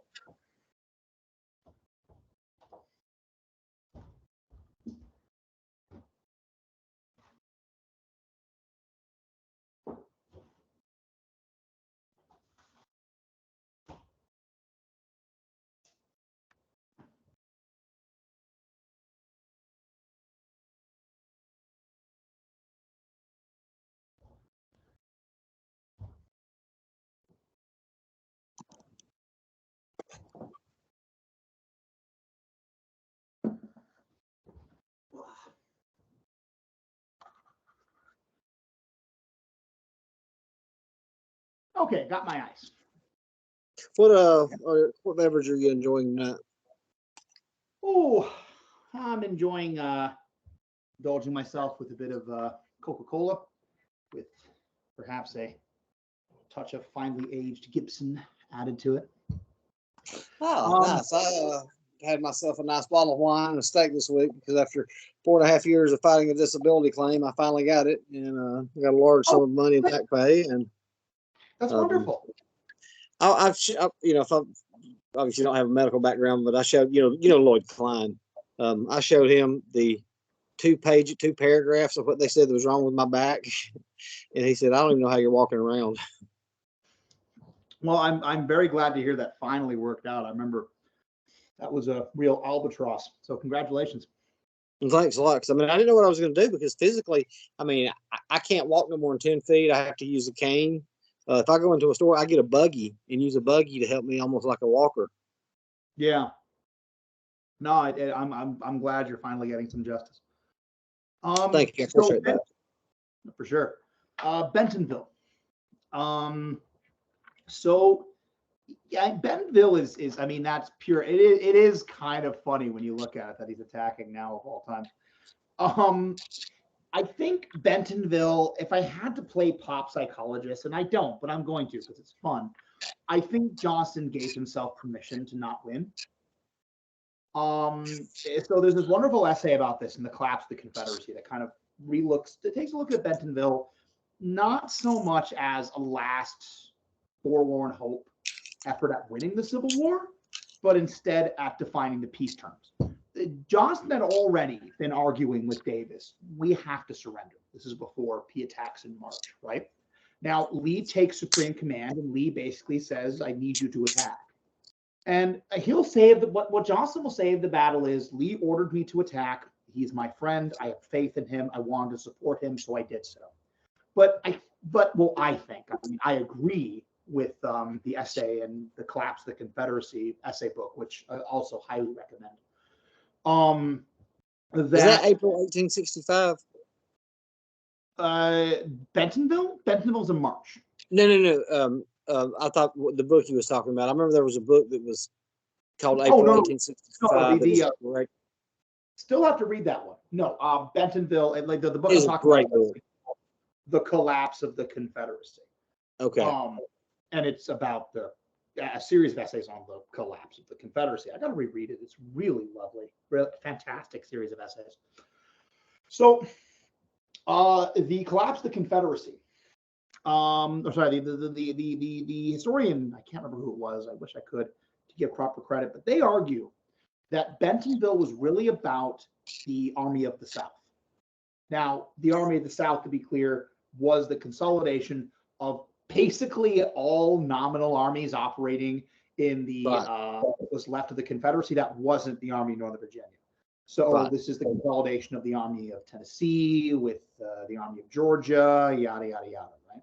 And hilariously, guess Bragg is back. Bragg is commanding. Yes, he was a corps commander, right? Yes. And naturally, he's the one who screws it up because he overestimated federal resistance on his front, begged for support, and that's what cost Johnston the opportunity to push his advantage. I've read that his battle plan was actually very sound. Yeah. The other problem was basically he wanted to converge. For everyone who's listening doesn't know this, Bentonville, the whole plan is I'm going to fall on Oliver Howard's forces in the Army of Tennessee before they could be reinforced by the rest of Sherman's army group. And his plan was we're going to take 3 converging roads. We're going to move on all 3 simultaneously. That'll bring our entire army to bear on Howard. And there's poor Howard, just like Chancellorsville, not adequately entrenched. Almost like Howard's part of the problem. One of the issues was that the maps, and this happens very often in the Civil War, because the Civil War was often a cartography expedition with fighting in between. The maps were not drawn properly, and some of the roads were much longer than accurately represented, meaning the men arrived piecemeal instead of simultaneously as they would have had the roads been accurately drawn, because the timetable worked based on what they had, but that wasn't an accurate reflection of the actual distance. Once they engaged, the idea was to smash that core. Now, here's the thing.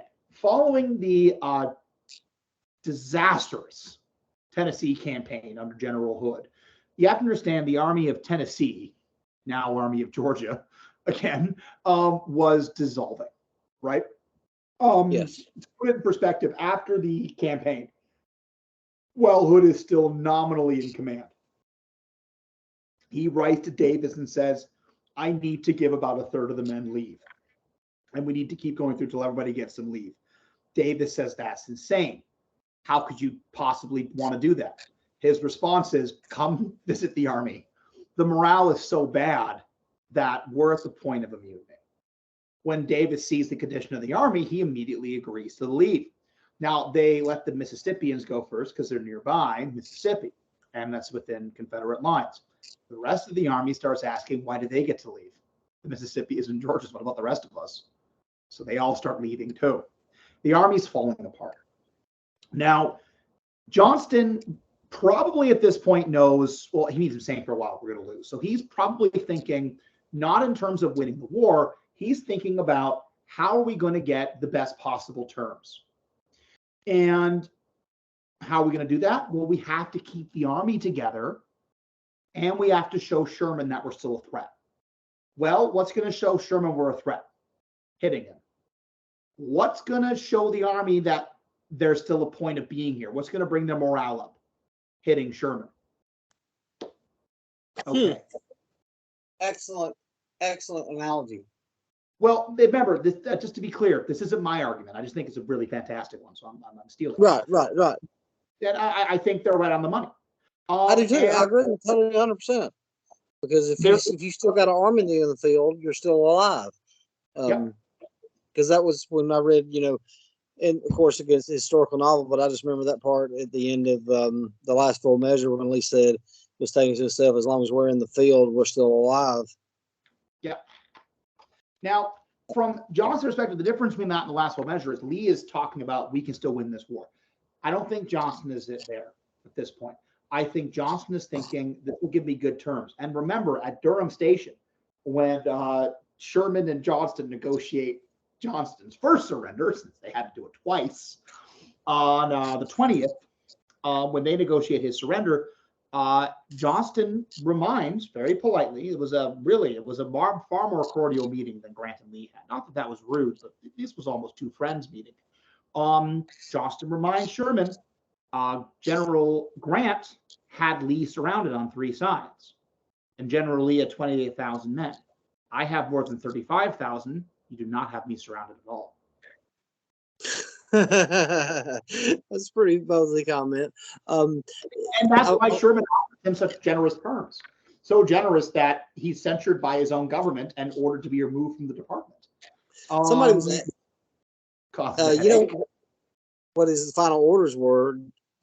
Davis had told him to get his men on as many horseback as possible and to fall back to Georgia. At this point, Johnston, because they have a meeting where, and this is, I got to give it to Johnston.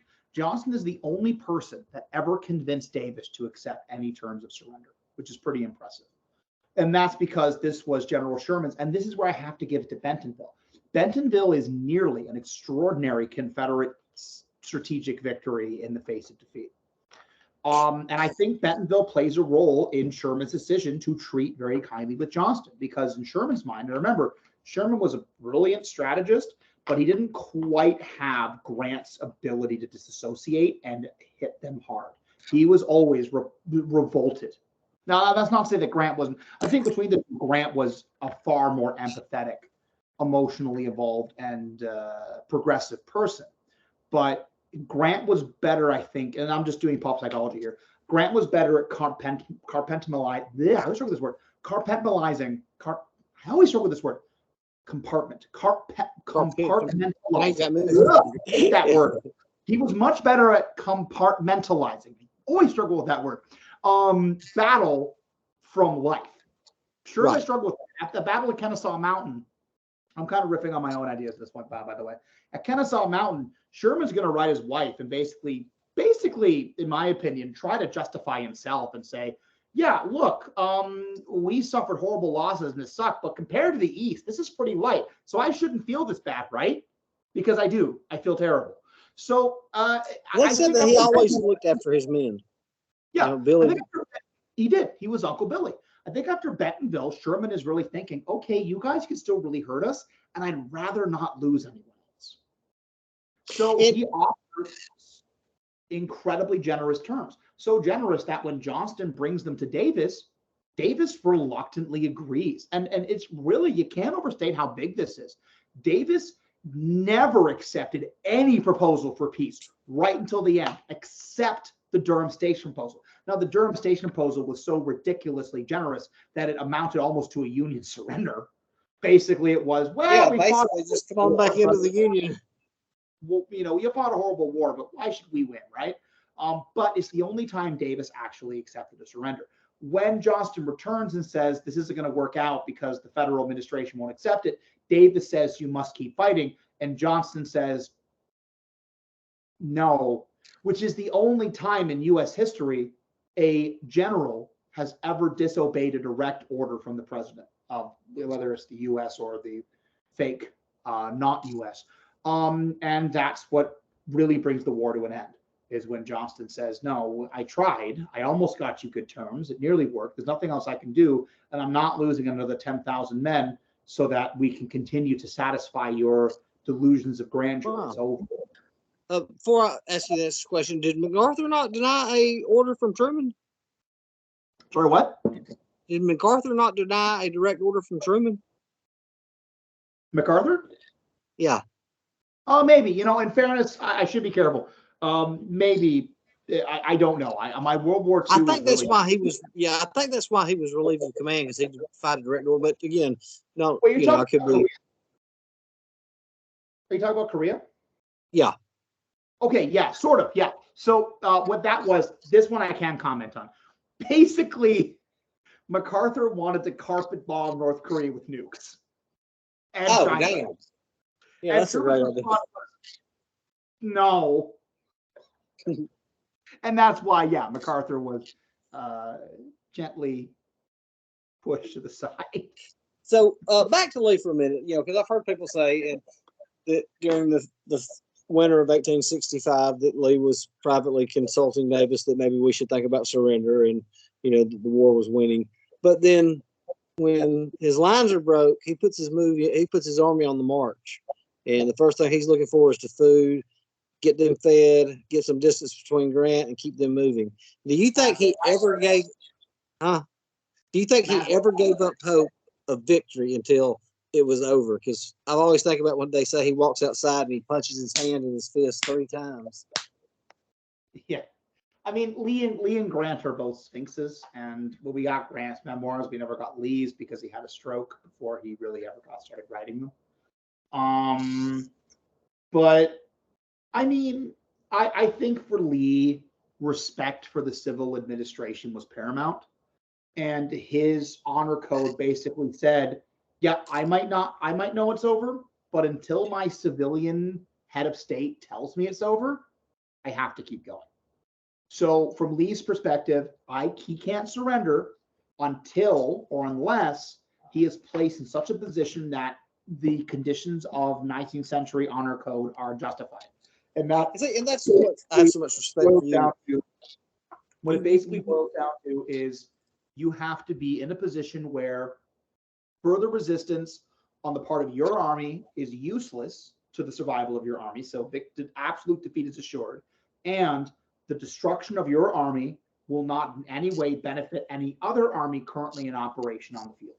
If those 2 conditions are met, then you are permitted to surrender, with or without civilian administrative authority. Now, until Lee is surrounded at Appomattox, those conditions have not been met. His army is still alive and can keep moving. So until that happens, he has to keep thinking about what move next will keep me alive. And that is, we need to make our way down the Appomattox. We have to get to North Carolina. We have to link with Johnston, and then we have to beat Grant or Sherman, and then we have to hope that, I don't know, God intervenes personally on our behalf. Until he's in a position, and he probably could have extended the war till 66. Lee probably, if he could have got away. I mean, if he could have gave him the slip. And Grant was terrified of that because, and not that Grant ever doubted he was going to win the war, but what Grant was concerned about was, if I let Lee escape, this is going to be a lot longer and a lot bloodier than it needs to be. Because now you're going to have to go back. You're getting into the interior of the South again. His supply lines are lengthening. And that's why, I was going to say, when you said something about honor a while ago, I have so much respect for you when I'm talking to somebody who is a diehard and died in the wool Yankee supporter, and and I'm a Confederate sympathizer. I read these arguments all the time. 30,000 people fought for the Union, so what can I say? But I see so many people, and they talk about Lee, and you've got some of the Robert E. Lee Hate Club today, and they talk about how he was not a man of honor, and I'm like, no, Lee was definitely a man of honor for his time. He was just on the wrong side of a cause.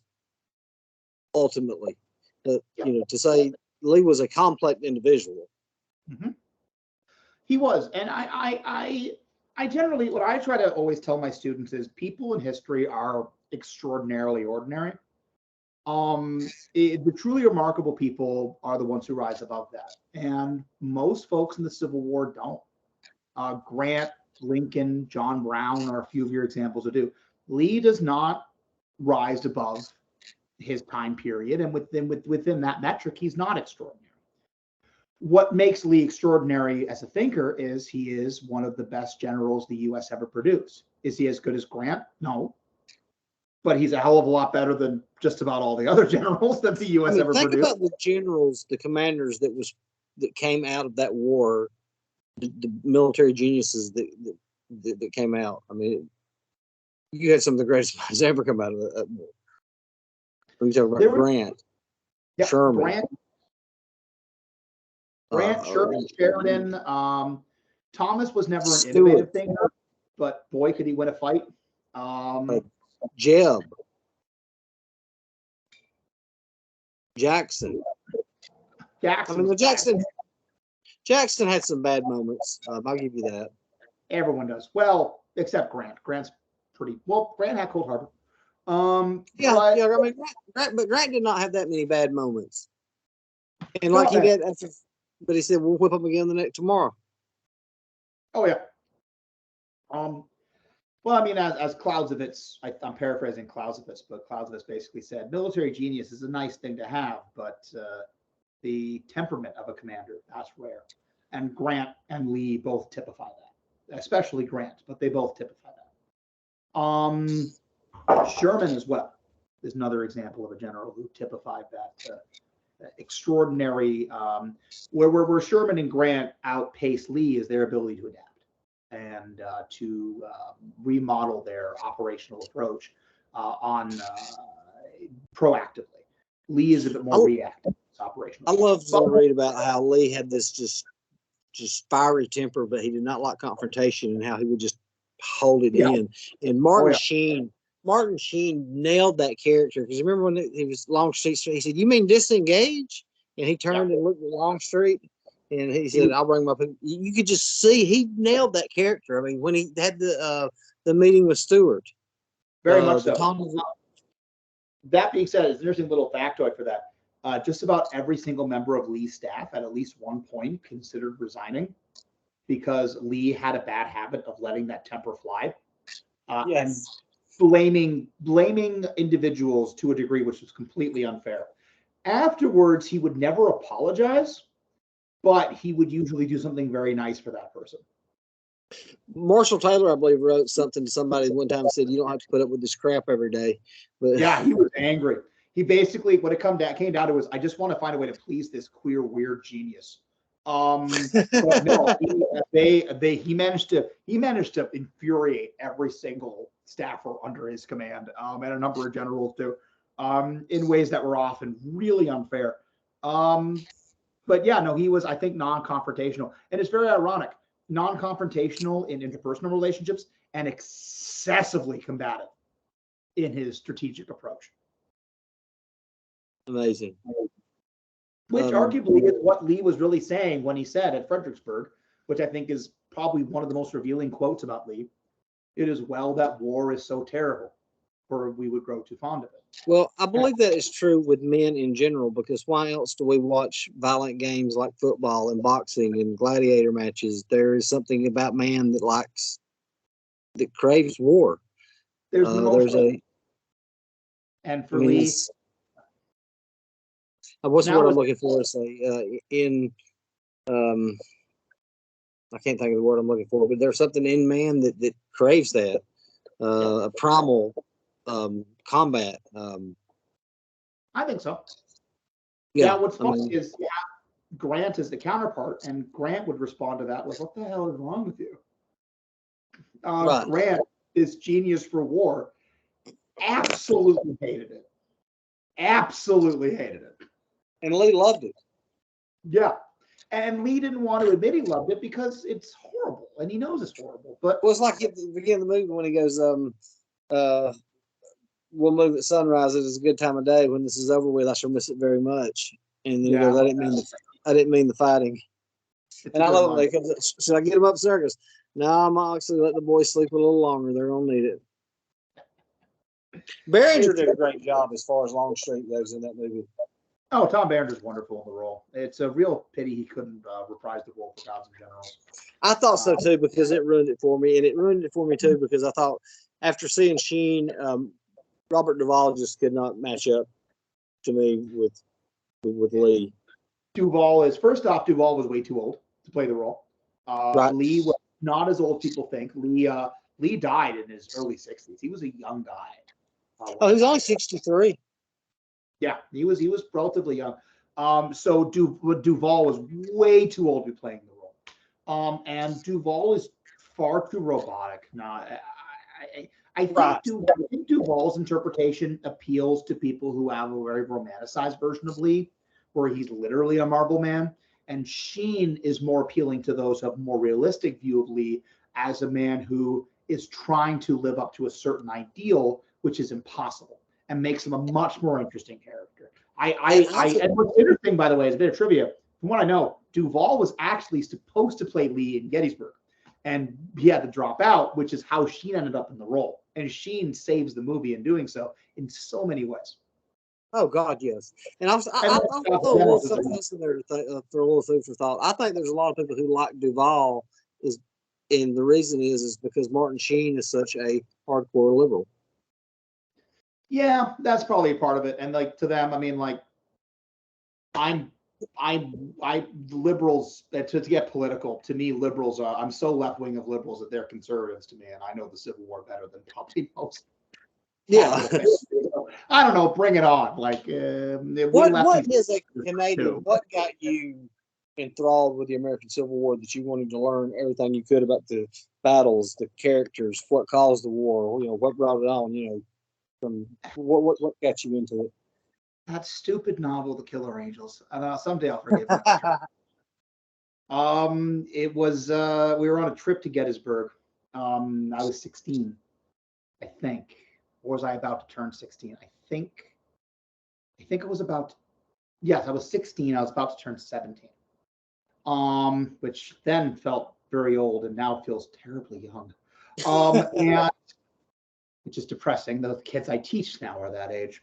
Great kids. I read it one night. I didn't do that, I'm afraid. I've never quite had the reading stamina. I take too long with things, but I do absorb them well. We were in Gettysburg. We was the Washington trip. We had gone to Gettysburg. The tour was very unimpressive, and I didn't really gain an interest at all, which is really disappointing looking back. I've technically been to Gettysburg 3 times in my life, but only the second and third I actually really appreciated it. But I have forgiven the tour guide. But we were in Gettysburg, and we were returning to Gettysburg very briefly on the way back to Washington. So I thought to myself, at the time, I was very much a Canadian nationalist, which is really embarrassing looking back. Nationalism is moronic, but I was really obsessed with Canada in the First World War. And I decided I should read at least one book about the Civil War because it seems to be a rather big deal, and I might find it interesting, and I don't know something about it. So I went to a little store. We had to do the buddy system, so I'm with another guy who's a lovely enough fellow, but a little vapid, more interested in kind of surface level things. But he agreed to go to the Civil War store. If in return we could go to the clothing store afterwards, we could buy new outfits for his recently born baby brother. Which, in fairness, Pennsylvania does have a pretty generous tax deduction on clothing purchases. So looking back, I can see the genius behind what he wanted to do. At the time, I was perplexed why he'd want to go clothing shopping in a different country when we have clothing stores at home. Now I get it. Anyway, we enter the store, and I asked him, do you have any nonfiction books in the Civil War? Now, I thought this would be a rather obvious question, considering it was an entire store about the Civil War. And I was rather shocked the answer was no. So I then asked, do you have any books on it? And he said, we have 3. And he points the 3 out. And I asked, well, which one is the best one, which is the most accurate? I want to learn something here. And he pointed to the one at the center and said, people tend to say this one's the best one. It was a book called The Killer Angels. So I said, why not? $12. Best $12 I ever spent. And I buy the book and a couple of bullets, which I still have. Mostly musket balls, because I wanted something that was like the War of 1812, my other fascination at the time. And it was by the time we were in the clothing store, and my compatriot Eric was twiddling about with this and that, and I was catching every opportunity I could to start reading.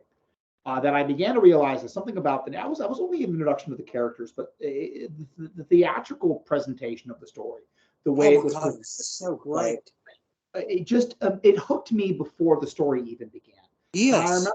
I still remember as the bus was leaving Gettysburg, and I was starting to leave the book, I had a profound sense that this novel was going to be very important to me, in some way.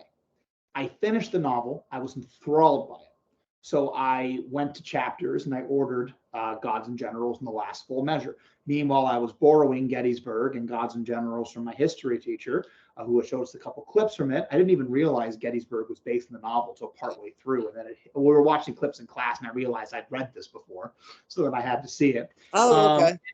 Then next thing I know, every single spare credit I had was spent in the library, grabbing every Civil War book I could and reading as much as I could. And at some point I realized this was probably going to be my life for a couple of years. Fast forward 15 years later, and I haven't stopped. And probably like me, never will, because I learn something new every day. I remember when you first joined the group, I'd recruited somebody out of a Napoleon group, and he invited you and said, "You're going to love this group right here." He said the way he has it set up, but based on tactics. And I'm happy to say they kicked us out of Alabama's can't say it. They kicked us out. We was down to like 100 members. Nobody was getting everything. Well, they put us back in, so I'm getting people reading again. So we're getting a lot more posts coming in. So we're regaining some steam and getting some really good stuff put up. Sorry, what is this you're talking about? Like a page or? They had kicked. I have 6,500 members. They kicked us out of everybody's algorithms. The Killer and Angels. they took me down to 100 members, and I had nobody there and nobody posting, nobody reading. Well, now they put us back up to where I've got 5,000 members, and I've got a lot more posts coming in, a lot more quality stuff, and I'm not having to. And I've got rid of a lot of people that was causing problems, and just got to the point I'm not going to deal with it. You're either going to talk about this aspect of the war, or I can add you to 100 places where you can go talk about slavery. There's 100 books. Why do you got to bring it into my hand? You know what I'm saying? I mean, there's 1,000 groups out there. That one group you invited me in, I had to leave when. I'm sorry about that. I did not have my phone. I did not know that guy did that to you, and my apologies.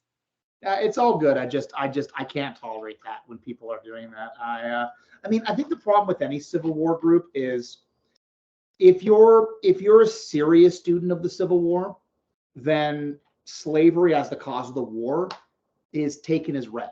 Like, that's obvious. What's more interesting is examining why did slavery lead to it and what were the ramifications and getting into the nitty gritty. But if the Civil War is a chariot to be used in a political battle, to use to own the libs or this or that, then you start quoting Reckoning or Dixie World or Abbotsville Institute. And at that point, you're just doing nonsense. And for someone like me, that's very boring because I've seen every single one of these arguments. I've seen the Kenner mission argument. I've seen the Corwin argument. None of it's new. It's very boring. And that stuff is it's very boring to me. My get into the battle, that's what interests me. I mean, also, yeah, sure. I mean, that's what I love about it. I mean, I love studying about what was these generals thinking, what was going on with their mind, the command and control, how more people wasn't getting killed with lead flying around and musket balls going off everywhere, the smoke and just what it was to be like in that situation. You got to read. Have you read Cause and Comrade? No. You should. You'd really like it. Cause and Comrade is one of the first post-Bell Irvin Wiley books to really look at that experience. Peter Carmichael's The War for the Common Soldier is also good. And I always recommend Chandra Manning's What This Cruel War Was Over. I know my interest has kind of shifted. I used to be into the battles a lot. I can still talk about them. There's a part of me that still finds them fun, admittedly. And it's just like this crazy chess game. I'm more interested these days in the political ramifications, and I'm more interested in the experience of it, the social history of the soldiers themselves. I don't think I'll ever stop being fascinated with people who were really willing to suspend their whole lives to go into this insane conflict. And I don't think I'll ever truly understand them. But I find them endlessly fascinating, even if they're just talking about what they had for breakfast. And I don't have to agree with them or think they're good people. I find them incredibly fascinating. You know the guy, Jim Harrelson? Oh, with the spy, you mean? No, he's in one of the groups. He's a big lost causer. Oh, I thought you meant like Harrison the spy. Yeah. No, his name's Harrelson. Yeah, he posts in all the groups. I'm sure you've seen some of his posts. He referred to me as a high priest in the Church of Lincoln.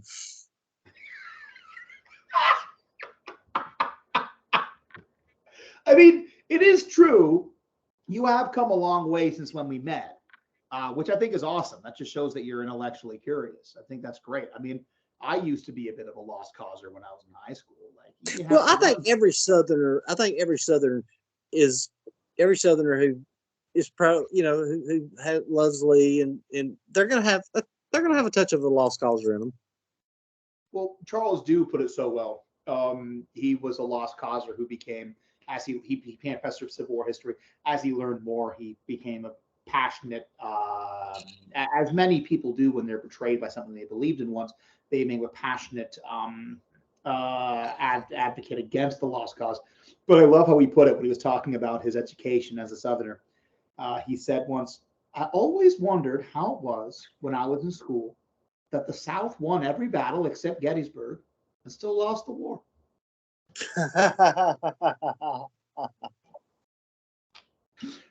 I've always, as a summary of how the Civil War is taught to Southerners, at least it used to be, I've always thought that was a pretty fantastic summary of it. Well, I want to get what I would like to see is I would like to see a happy median get to where we can look at these people as what they were their time.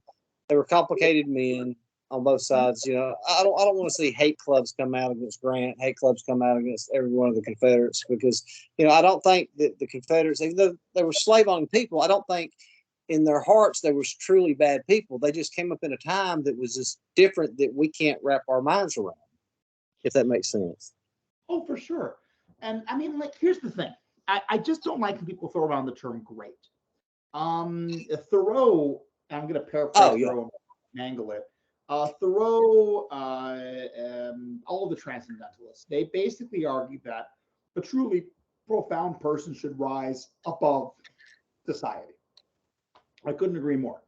The Thoreauian man ultimately was John Brown. That's at least what Dave Reynolds argues in his biography of Brown. Well, that was a bold move, man. And I think that most folks don't rise above their own time, and that's not a reason to condemn them. But then the question becomes, do you celebrate them? And I don't think you should celebrate someone who didn't rise above their own time because they didn't do anything truly extraordinary. That doesn't mean that we have to hate them. We just have to recognize that, as I try to tell my students, people in history are extraordinarily ordinary, and they are just as ordinary as we are. People like John Brown are very rare. That is a good thing. A guy was talking the other day. We got into a thing, and he asked me, he goes, I forgot I hadn't gotten into this. He goes, and I made the statement, I said, you got to look at this in 1860 times. Slavery was legal. He said, would you think slavery should still be legal today? I said, we still have slavery going on in the world. Do you not realize that we have human trafficking going on? I said, slavery still exists. We still have a problem with that we need to end. And if the Confederacy won the war, I think we'd probably still have chattel slavery. I mean, my thing is, I don't like to bring the moralism in to a certain extent, because I just don't see the point. I know exactly what you mean. Lee is guilty of believing in slavery because he bought into a concept of stratification, which was premised on a rough equality of white men and then a hierarchy of white men over an enslaved class. Does that mean I want to make a statue of him? No. Does that mean that he was extraordinary in his ability to understand his own period? No. Does that make him remarkably evil in his own period? Not really. It makes him extraordinarily ordinary. That's a great way to put it. I couldn't say it better myself. I mean, we get caught into these things because I like how you said that about the justification, because I see a lot of Northerners and they take the high road so much, and I'm like, look, you had a lot of Northerners that was not for abolition at all. I mean, there was a lot of racist Northerners, so don't try to take this moral high ground with me on this right here. There was, just as that blacks were treated bad in a lot of places. But to me, all that's neither here nor there. I mean, the real question is, what do I want to see us? Do I want to build a monument to someone who owned slaves? No, I don't, because I don't believe in slavery. But I've never been to a monument. There's also not a monument to Uriah Pomerley, who fought in the Union Army. There's also not a monument to that Private Mitchell who found Lee's lost orders. Most people don't have monuments. Was that on monument you just mentioned? Was that the transgender that fought in the? Oh, that's Albert Cashier. Now, you know what? You ought to give him a monument just because that is one hell of a thing. Well, yeah, we should do I would be down for do a story on that one. Yeah, I have to do a little more research, but man, that's a cool story. That's a cool story. I mean, it is. And what was it? There were 6 women that gave birth to children in the field. I don't know about in the battlefield itself, but I mean, in camp. The reason I don't believe that is only because there's no way you could hide the pregnancy. But I think the estimate is over 100 women were in the Civil War. It happened on both sides. It's remarkable. What makes Albert Cashier so exciting, though, is that he was not a woman. He was born a woman, but as someone who is very passionately a supporter of trans rights, he wasn't a woman. He made it very clear. He was Albert Cashier, and he would be buried as Albert Cashier. He's seen himself as he was a transgender man. Well, yeah, I mean, he wouldn't use that term because the term didn't exist. But yeah, Albert Cashier. We'll tell the story real quick. Albert Cashier was born as Jenny Fields in Ireland. He immigrated to America. In the Civil War, he enlisted as Albert Cashier. He served with the relative distinction. He was known to his comrades in his company as an incredibly brave soldier. He would retire after the war, and he would live off his pension, among other things. Unfortunately, he, like everyone, inevitably fell ill. And when examined by a doctor, the doctor discovered that the sexual organs of Albert Cashier did not meet the gender, and that he had the sexual organs of a woman. Obviously, there's no operations available at this time. And as a result, the U.S. Pension Office denied him his pension. Oh, damn. The response from his company was a series of letters basically saying, we don't really care who Albert was before he came over. He was one of the best soldiers in our company, and he should have his pension. And the pension Did he get it back? And he was buried as Albert Cashier, a Union veteran of the Civil War. Right. And that is one of the first examples of a trans soldier in the United States forces. And if anyone listening to this, if you're anti-trans and you want to rant on him, okay, sure, but so much for support our troops, because that's actually a veteran. That is a good point. Yeah. That is a good point. Yeah, because that is a veteran right there.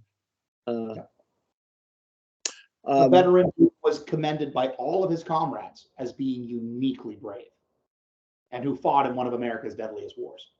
So, yeah, we'll have to do do your research on that. We'll do that. That'd be a good one. Yeah, it'd be really fun. Albert's a cool character. But is there anything else you wanted to add? Because we've been going for 2 hours. I know you said you had to go quick, and that was probably 45 minutes.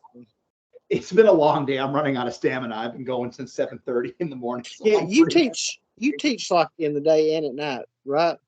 Yeah, I teach public. I teach. I'm very lucky to teach history and law publicly, and then on Fridays I teach a little public speaking course on the side, which is it's a lot of fun.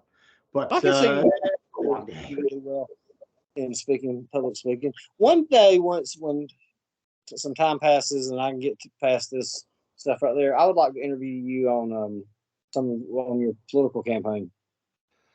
Yeah, I'm sure we do that sometime. I mean, I don't have a lot to tell. It was a fun little adventure. I really enjoyed it. Yeah, and that's just what I'd like to, you campaigning. How did you do it? Did you, just I love politics. It's a passion of mine.